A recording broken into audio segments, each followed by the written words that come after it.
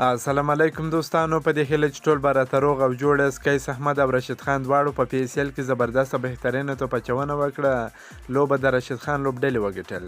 د پاکستان سوپر لیګ د اتم پړاو په لسمه لوبه کې قیس احمد د کویټه ګلیډیټرز لوبډلې په استازیتوب 4 اورونو کې 41 منډې ورکړې، 2 ویکټ یې ترلاسه کړې. بلخوا رشید خان د خپلې لوبډلې دپاره ډېر زبردسته اقتصادي بالینګ ترسره کړ.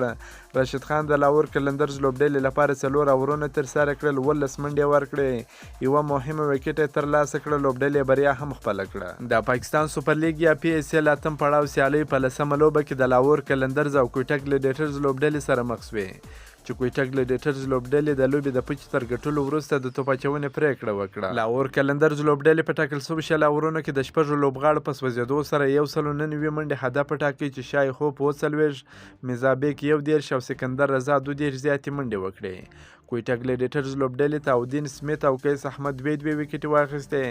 محمد نواز او محمد حسنین یوه ویکټ ترلاسه کړه. د 199 منډو هدف په تعقیب کې کویټه ګلیډیټرز لوبډلې ډېره خرابه توپخانه ترسره کړل. د اتو لوبغاړو په سوځېدو سره یوازې 115 منډې جوړې کړې. په 63 منډو یې دغه لوبه وبایلل، چې د مخکې تګ هیلې نورې هم پسې مړاوې شوې. د دوی له لوري جیسن رای 48 او محمد حافظ 25 زیاتې منډې وکړې. لاهور قلندرز لوبډلې ته شاهین افریدي او ډیوډ ویسا 3 ویکټې واخیستې.